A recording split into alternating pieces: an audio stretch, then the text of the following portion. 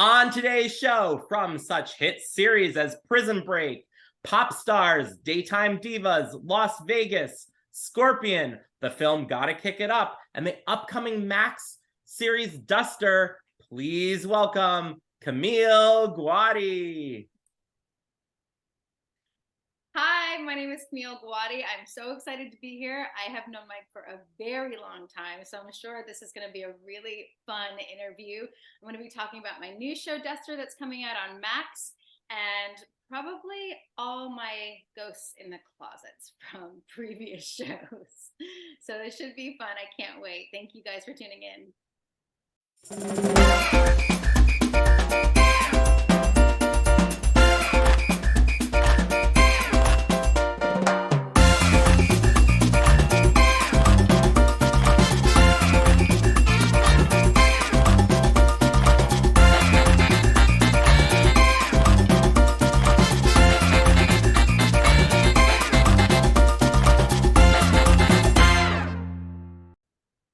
Hey everybody, welcome to the Mike Rand Show. And today's special guest, she has an impressive body of work that includes such hit series as Las Vegas, Scorpion, Daytime Divas, the film Gotta Kick It Up, the reality series Popstars, the upcoming Max series Duster, just so much stuff we're going to talk about today. Please welcome Camille Guaty. Hey Camille, how are you? Hi, I'm great. Thank you. How are you? Good. Thank you so much for joining us here today. Yeah, thank you for having me. You're welcome. And like I was saying, Camille, you have such an impressive body of work. I gotta say that I can't even list all the shows. Just go look it up on Wikipedia, people. She has been in everything. If you are not familiar with Camille, I'm sure you've seen her in something. So please go look up her resume. Now, the first thing I want to know is, how did you get started in acting? Oh my gosh, how did I get started? I have to say, I was a bulldog. Like from way back when I was in high school, my parents were always like, "This is your hobby," and so they were kind of supportive, but not really. I had neighbors drive me to a children's theater company, and I got my first play, and from then on, I just realized that I was like hustling to get, what I wanted. And how it really started was I I auditioned for this web series that was on like Backstage magazine, and it was being cast by a really big casting director. Her name was Adrian Stern, and I'm working on this web series, and this girl who's in it is like, "Oh, I just got signed with Gersh." And I said, "How did you get signed with Gersh? It's huge." And she said, "Well, I just asked the casting director." And I was like, "Really?" So here I am calling up Adrian Stern. I'm like, "Hey, it's Camille Guaty. Yeah, Adrian's busy right now." "Okay." "Hey, it's Camille Guaty. Adrian will call you back." I'm like, "Okay." "Hey, it's Camille." I was like, "Is this Camille Guaty?" "Yes, it is." "Adrian is definitely going to call you back. Can you please stop calling?" I was like, "Okay, okay." Oh. So then she finally called me, and I thought she was full of it. She was like, "Yeah, there's this, manager who manages Jennifer Lopez, and I think you'd be great there." And I was like, "She's pulling my chain. No way is she going to connect me with Jennifer Lopez's manager. No way." I get a call from the management company. They come out to meet me. They sign me. And it was like, I just couldn't believe it. It just kind of all snowballed from there. And then Popstars was the next thing that happened. But Awesome. Yeah, Popstars. So you were on the first season of Popstars. I was on the second season. I immediately got cut, but I'm in the opening credits. Oh my gosh. Wait, did I know that? I don't think I knew that. I told you that, but maybe you forgot. Maybe. But back in the day, I said that. So Yeah. maybe on our Twitter days. Yeah, exactly. But yeah, that was a lot of fun. So tell me what it was like being on Popstars. It was great. I mean, as I've always had this passion for singing, whether I could sing or not. And I always had a passion for musical theater. So I remember when the auditions came around, it was all over the news. And I was living in New York, and it was like, you want to be the next Christina Aguilera, Britney Spears, come down to Chelsea Piers. And I did, and I almost missed it because I totally forgot I was, in a waitress outfit, and I like ran over to Chelsea Piers, and literally I was like number like 300 and something, and then I kept on getting to the next level, and the next level, and the next level, and next thing you know, they're like coming to my house telling me that I'm going to be one of 25, that they're flying to California, and I was like, oh my gosh, hold on, what's happening? I think I have to tell my agents now, because I had signed with like big people. And so I remember going into the office, and I'm like, so, I auditioned for this show. They're like, oh, great. What's the show? And I said, it's a reality show. And they're like, what? Yeah, it's a reality show with singers. And I didn't think I was going to get very far. And now I'm one of 25 that are flying to California, and I have to sign a 7-record deal. And they're like, what? I was like, yeah. So can you help? Because I'm going. So that happened, and it was great. It was such a great experience. I had so much fun. Some great people that I still talk to, and some that I really don't talk to anymore. But we don't like to shame people, so it's fine. Yeah, and you were awesome on that show. That was a great show. And then that also led to a development deal with the WB, correct? It did. Yeah. I remember it was actually at the final. Well, what happened? This is the real story. So what really happened was, I was an actress. So here I am on this show, and I'm like signing this contract that was not only a 7-record deal, but it was also a TV contract. And I'm like, so hold on a second. So we are like the actors kind of on this show. And they said, yes. And I said, okay. So what are we getting paid for like every episode? And they said, well, no, you're not getting paid for every episode. And I was like, well, but if you're using me as if I'm your story, then I should be getting paid. So they said, yeah, well, that's not going to happen. Just sign the contract, blah, blah, blah. So I hire this huge lawyer who was like an NSYNC lawyer, Backstreet Boys lawyer. Michael Friedman is his name. And he was like, oh, we are getting, like, we're redoing this contract. So I got like 6 other girls involved to sign the contract. And then if you watch back, if you're a real Popstars fan, they had new auditions to find more talent, because me and the rest of the crew that came on, they didn't want any part of it, because I was making us get paid. So yeah, so they hired new people, and then I didn't make the show. So from that though, they knew that I was an actress, and they were like, here's the deal. So we would like to offer you a development deal. And I said, okay.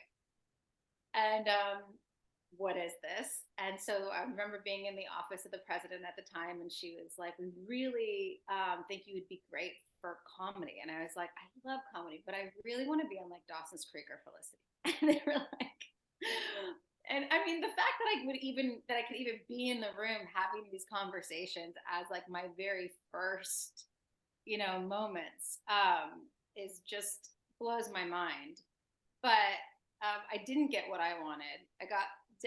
But I got my own show at the time. Like I was a lead on, first it started with the Bob Saget, rest in peace, Bob. But his with Brie Larson. Oh my gosh, do you have it on there? What? And Kat Dennings. And Kat From Dennings. Two Broke Girls. I just had Matthew Moy on. His episode, by the time this airs, will be out. I had him on previously too. He came back and he worked with Kat. Yeah, so that I can't remember the name of the show. That was killing me, but it was a really great show. It was basically Raising Dad. Raising Dad. If you've ever seen Full House, I know. I was kind of like the Kimmy Gibbler, like the rock star Kimmy Gibbler, but it was so much fun. But what they don't tell you, and what you don't see behind the scenes, is they gave me this money, right? And I've never had that amount of money in my life. But then they said, well, we're going to recoup it, right?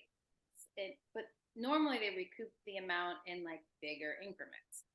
But these guys hired me, paying me like $5,000 an episode, so they were recouping me at very low amounts of money, to the point that I was like, I didn't get paid for a very long time. So it was Christmas time, and I remember making candles and selling them and selling apple pies to the executives. And they're like, was something wrong with this? I was like, yeah, go talk to business affairs and get me more money. I'm not getting paid. But it was literally, I remember I made like the paper bags that you put sand in, and I did like little tree cutouts and put like little tea light candles, and I was selling them to people on set.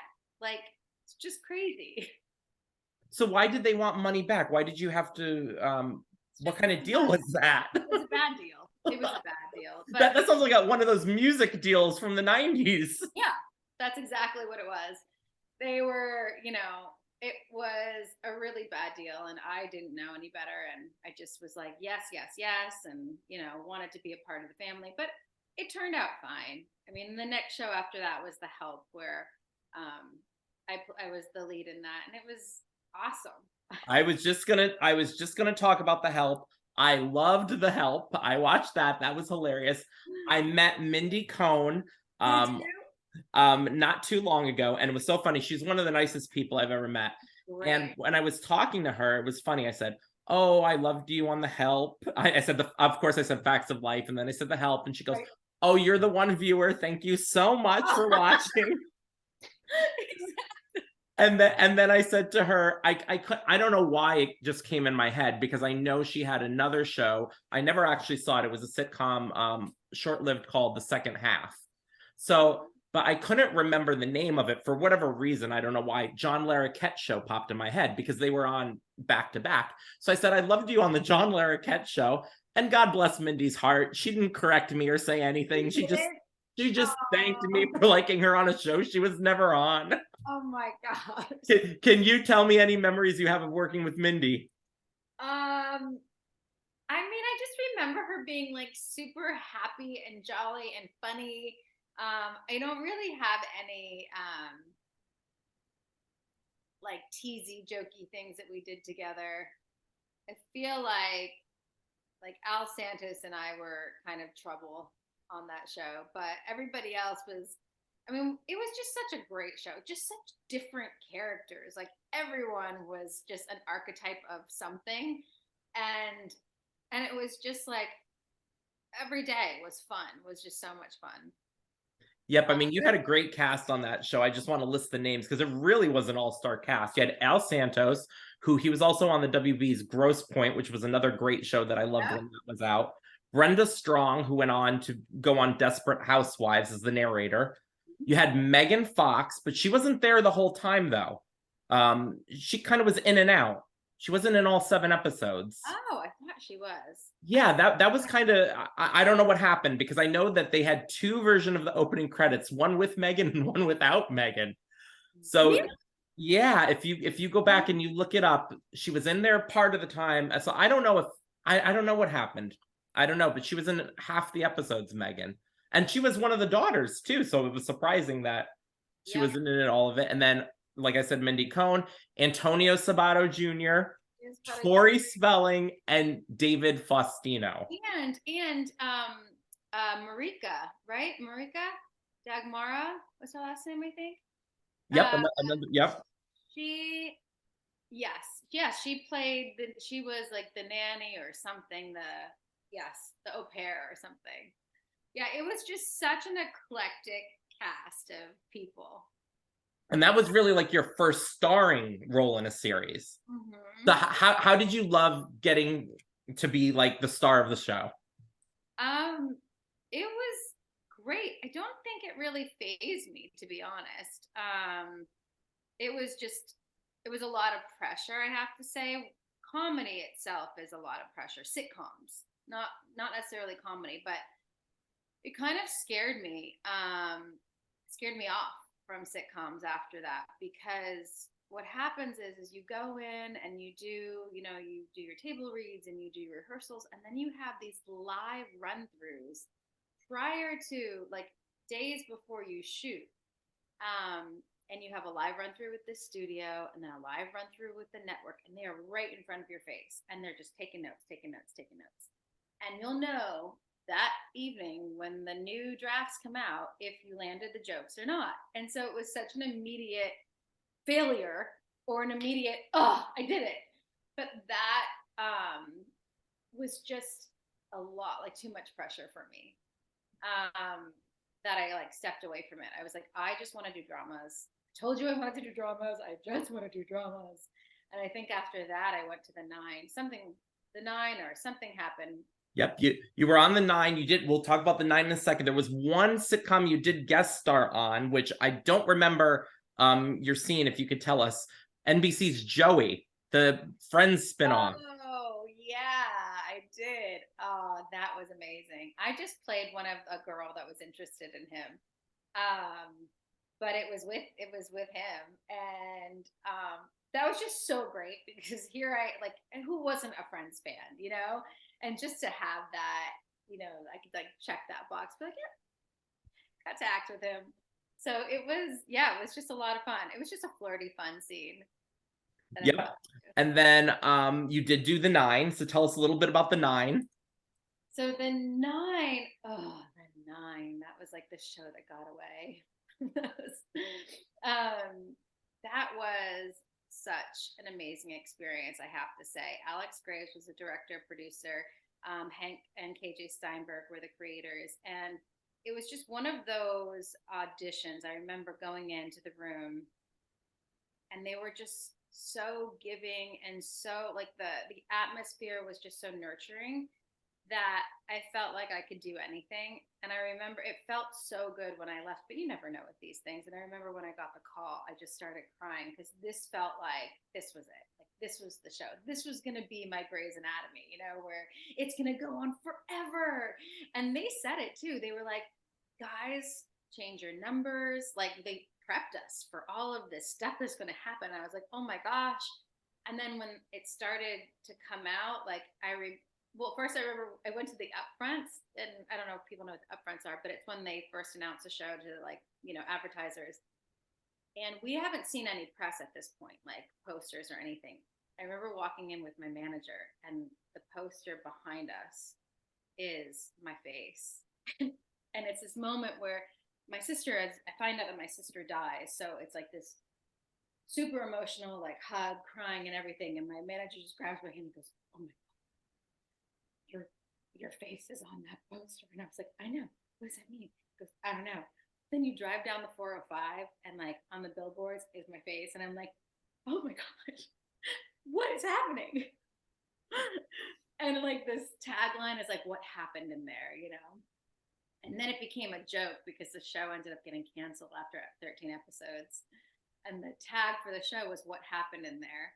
And so the joke became now in the writer's room, like, what happened in there? Like, why did this show get canceled? How did it get canceled? This show would be a huge hit now, I think. Yeah, it's crazy. Some shows, how they just don't take off at the time or are ahead of its time. I think our mistake was the timing. They had us come on after Lost or before Lost, and who wants to watch 2 serialized dramas? Like, you had to pay attention all the way throughout the whole series of Lost, and you had to pay attention through the whole series of the 9, and it was too much TV, I think, for people. So now that I'm on a J.J. Abrams show, I'm like, yeah, your show ruined my show. I say that all the time. I'm like, because Josh now plays my like significant other in this show, and I'm like, yeah, sorry, I never watched your show Lost. Man, what are you talking about? I actually hated it. I hated that you guys ruined my chance. And another show you were on was Prison Break. I was. Did you like Prison Break? I actually did not see Prison Break, unfortunately. Oh, show. I tell the truth on this show. I'm not going to pretend I watch shows I didn't. I did not see Prison Break. Because like everyone's seen Prison Break. Everyone's seen Prison Break except me. I've seen all your other shows almost here, but Prison Break is one of the ones I did not actually see. Well, that's amazing. That's like you're like one in a million who's never seen Prison Break. Normally, I get people being like, "I watched it like 5 times." I'm like, oh, "Okay, great." Yeah, Prison Break was awesome. I also loved that show. I was actually a recast on that. Nadine Velasquez was the original Maricruz. And I don't know what happened, why she didn't continue. But then I remember I walked into one audition and then they like flew me out like a couple days later and I started shooting. And then I got the 9 and they didn't time me in. This is like all the background stuff that nobody really knows about. But if you are an avid fan of Prison Break, you will know that there are scenes that I am not in, but I have my cousin answering the door saying she doesn't want to see you. Maricruz doesn't want to see you anymore, or she's mad at you, but you never see me. And that's because I'm on another show. And they didn't time me in. So because they didn't time me in, I wasn't available whenever they needed me. So then, get this, then they recast me. But nobody knows about this, but they recast me with one of my friends. I'm like celebrating the fact that she got Maricruz. Next thing you know, she goes to shoot. The 9 gets canceled. And I get a phone call and I call her up. I'm like, "Hey, I'm heading out to Chicago to shoot. What happened?" And she's like, "What?" She hadn't been told the news yet. So I'm telling her the news that I guess I'm going back to shoot and I don't know what's happening. So yeah, then she calls me and says, "Oh yeah, they're not using me." And I was like, "This is so nuts." And here I was having a party for her. And then another show you did, this one I did watch.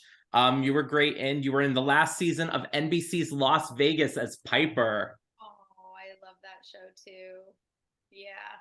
That was after I did the 9, I was crying my eyes out all the time because the 9 we were like held hostage, so for 52 hours, so it's a lot of crying and heaviness all the time, which I love because I'm very dramatic.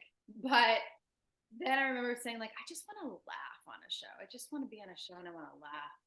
So then I got Las Vegas and it was so much fun. I had the best time on that show. We just who wouldn't? You're working in a casino. Piper was this fun, charismatic, very feisty concierge. And she had a love interest with James Lejure's character, Mike Cannon. And him and I just had such banter with each other that it was so great. And you were also on ABC's Cupid, the remake of an earlier version that they did. I was. What do you want to know about Cupid? That didn't last very long either, did it? Yeah, that one didn't last too long. So you know what I kind of started to think? I kind of started to think that I was like the killer of shows. Like if you cast me, all of a sudden the show is going to get canceled.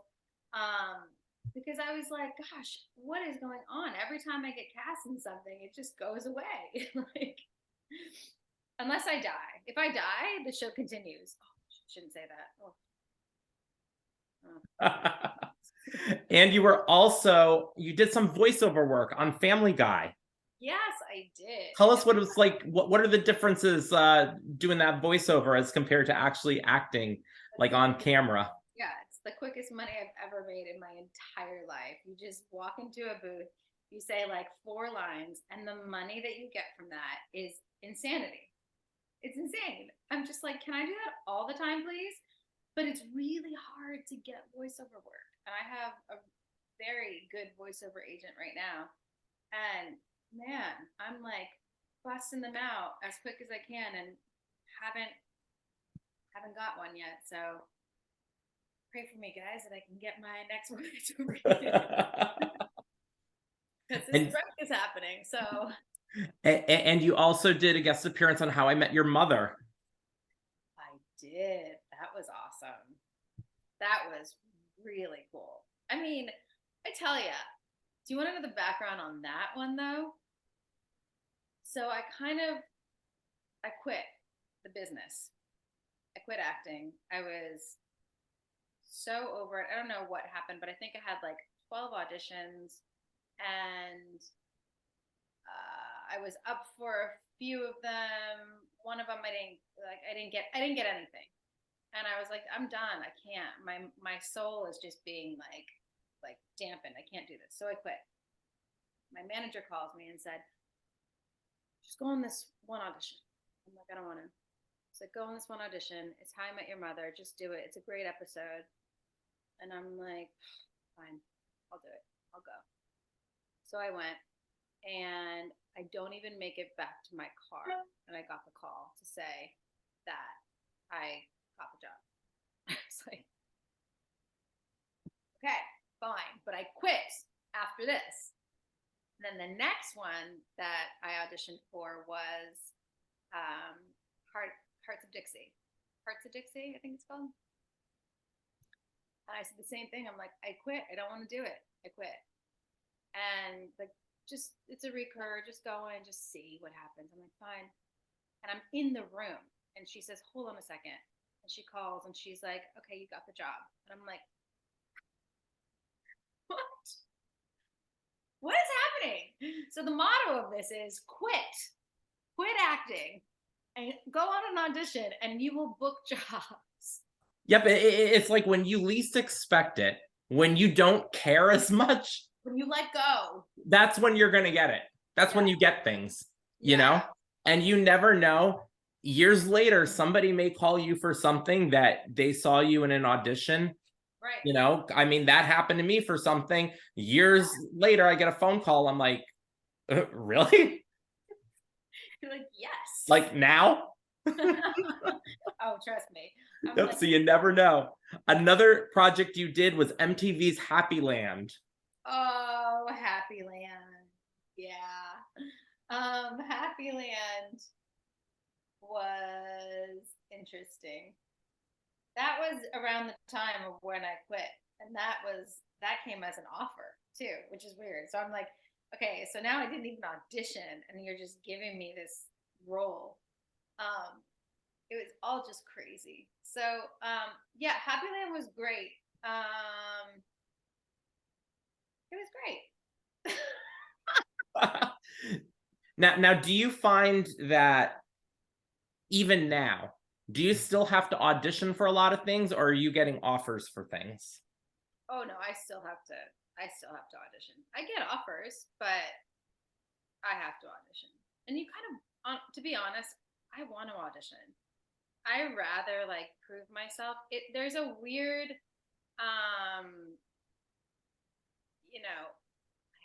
pressure, I guess, when you've been given the role, and it's like, well, they've never seen you do it, and you just got to do it, which is fine. I mean, for the most part, I can't. Of course, you can, but sometimes it's better, I think, when they know what they're getting.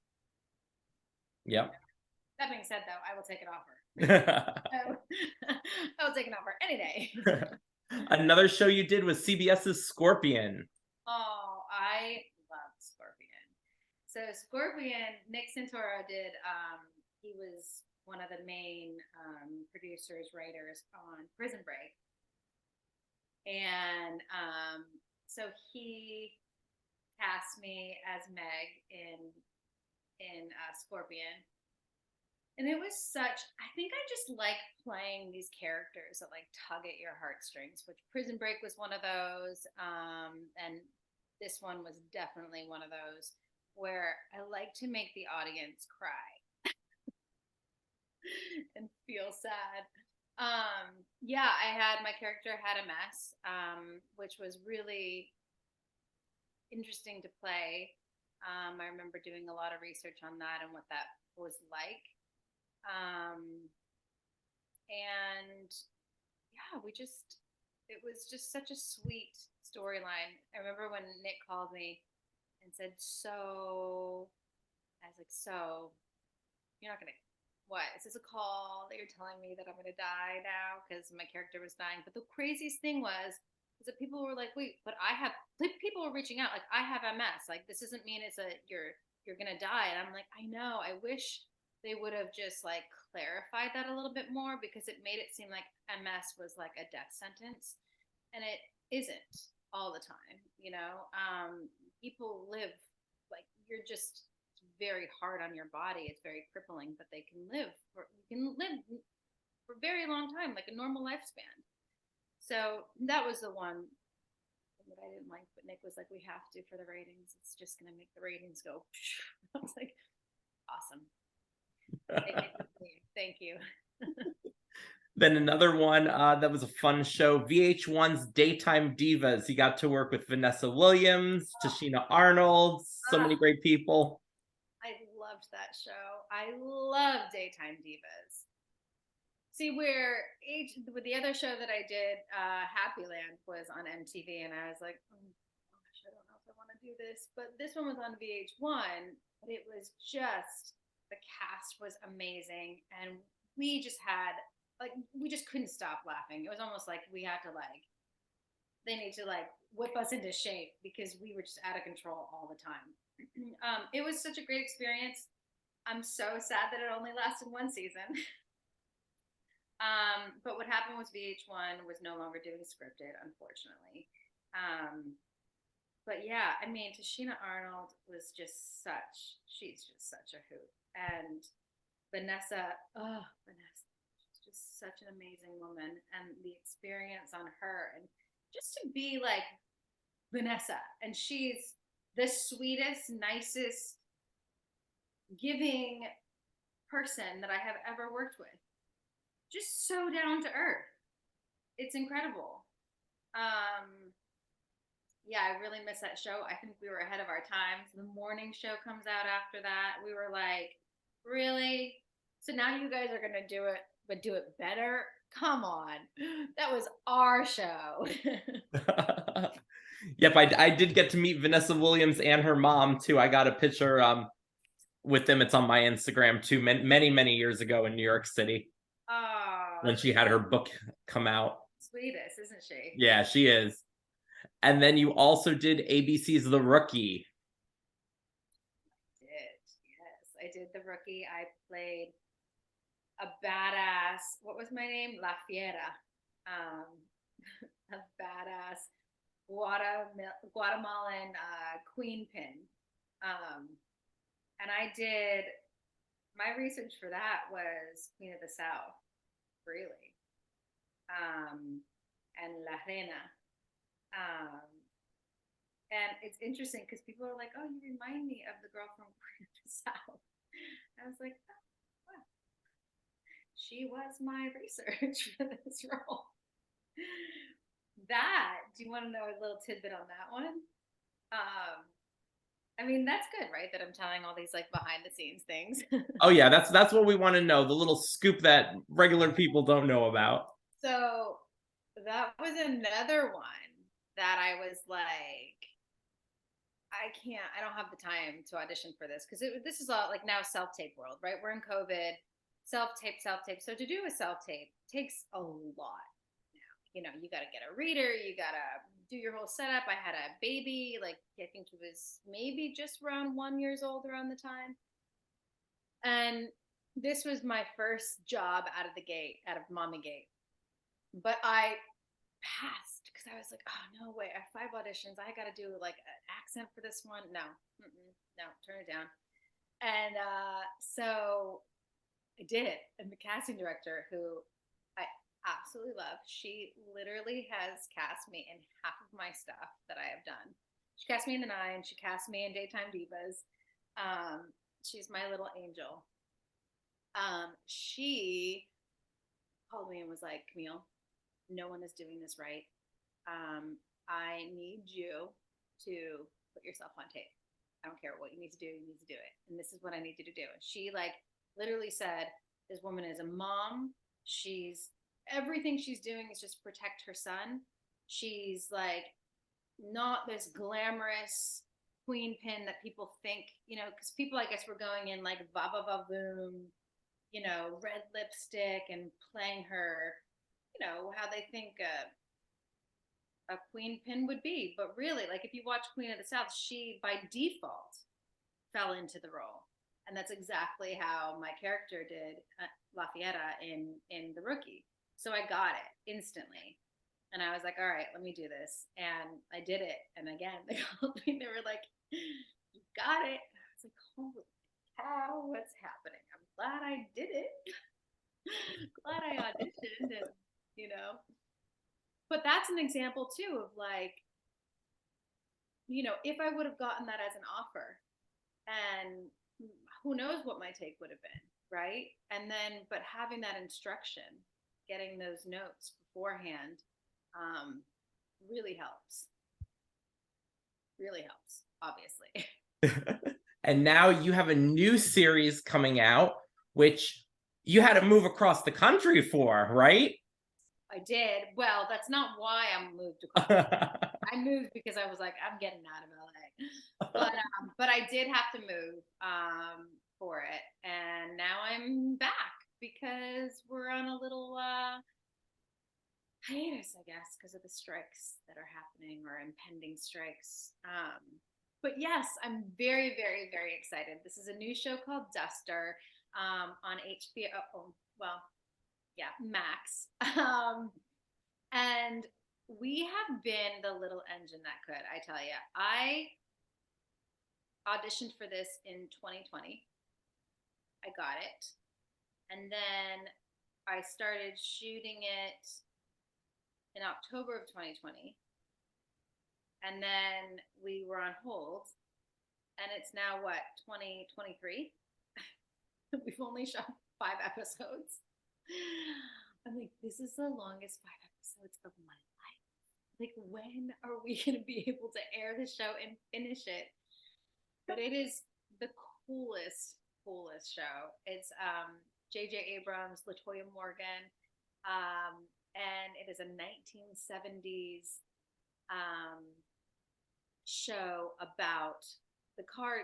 There's a car from the 1970s called Duster. I think it's a Dodge Duster. And so it's kind of about the getaway driver to the mob.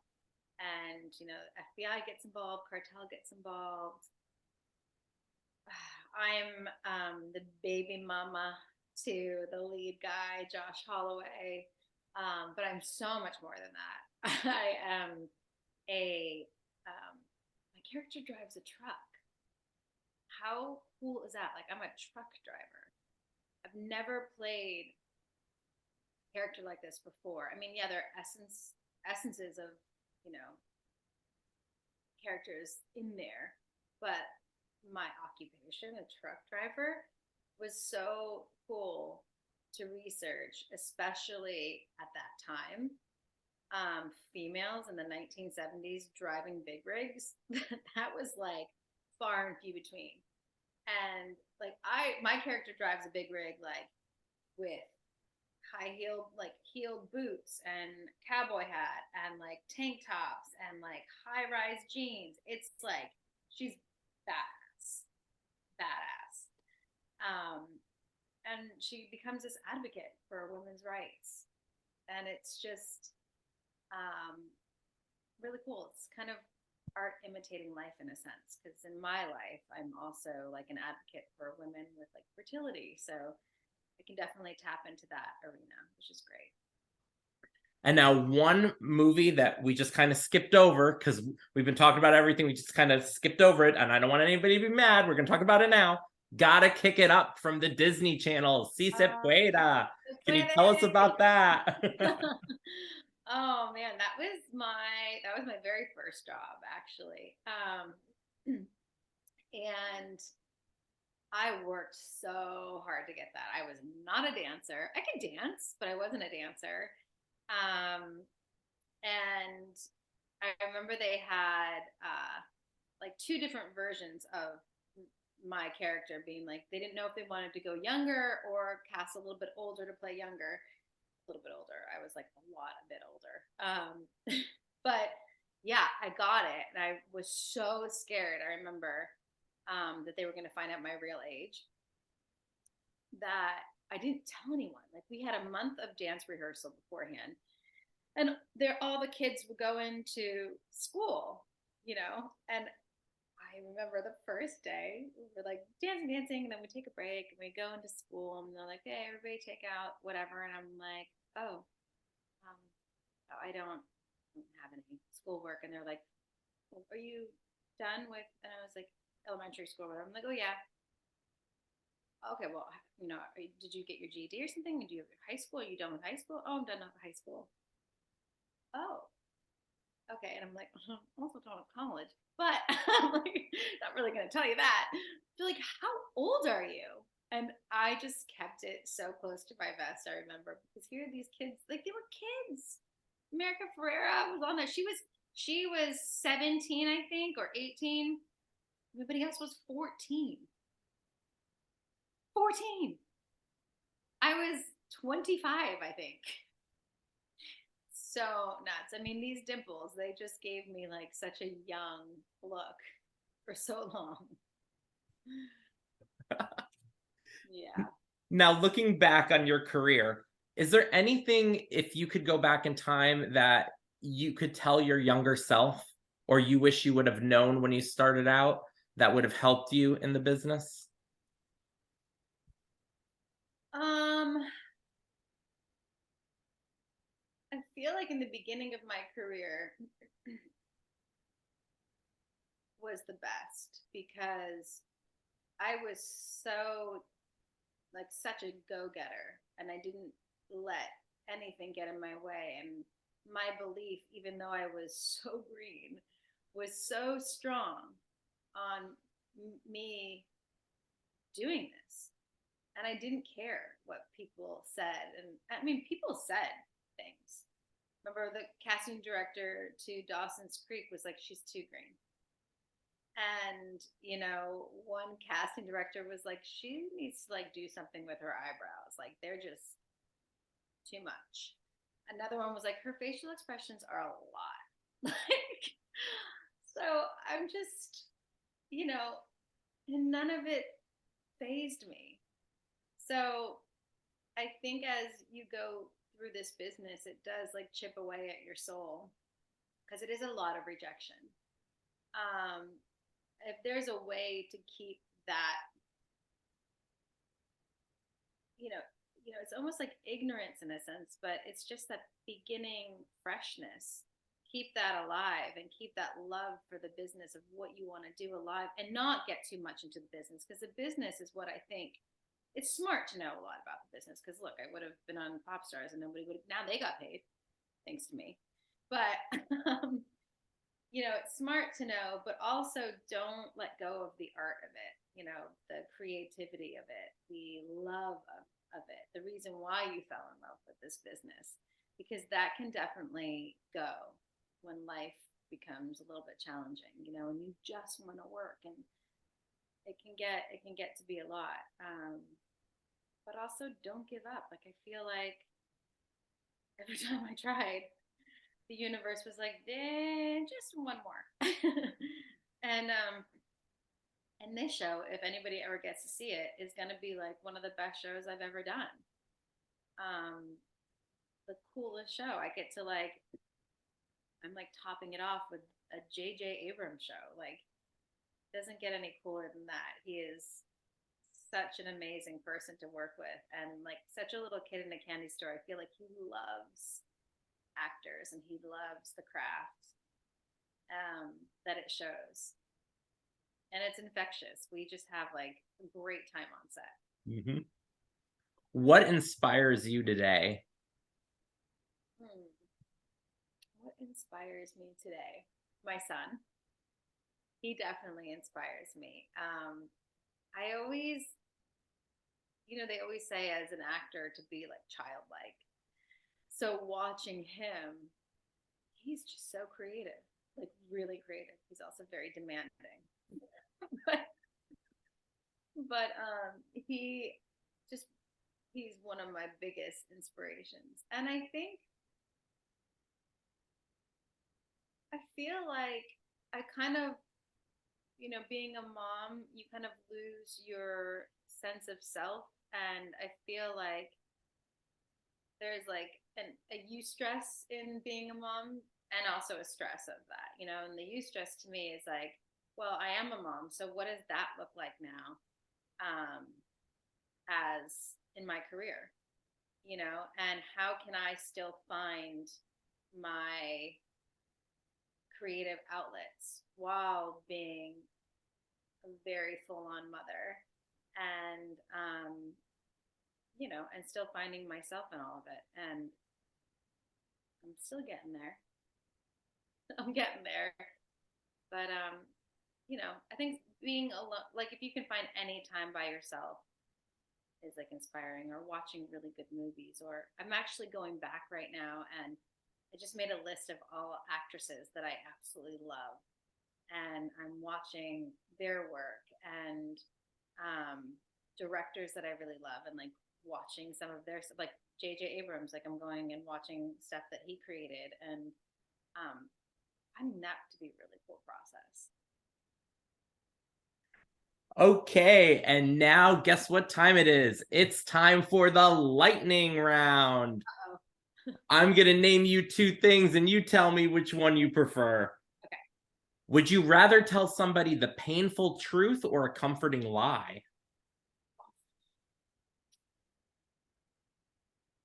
Comforting lie. Backstreet Boys or NSYNC? Oh, NSYNC. Spaghetti, ziti, or rigatoni? Spaghetti. Would you rather go rock climbing or skydiving? Oh, rock climbing. Entertainment Tonight or Access Hollywood? E.T. Messy or neat freak? Neat freak. Would you rather shoot pool or play darts? Pool. Would you rather be a cat with 9 lives or a dog with 3 lives? Dog. Super Mario Brothers movie or the Scream 6 movie? Super Mario's. Would you rather have a photographic memory or an IQ of 200? Photographic memory. Better button on the remote, the rewind or the fast forward? I think the rewind, because I always miss stuff. And would you rather listen to your heart or listen to your mind? Listen to your heart. Okay, thank you so much for joining us here today.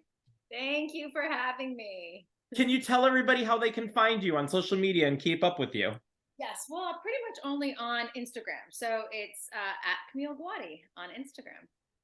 Okay, and you guys follow me too on YouTube at the Mike Rand and at official Mike Rand. My Instagram is at official Mike Rand, Facebook official Mike Rand, Twitter is at MikeRand.com, like the website MikeRand.com. Million things, put it up right at the end of the show. All right, thank you again, Camille, for joining us here today. And thank you guys for watching. We will talk to you all soon. Bye, everybody.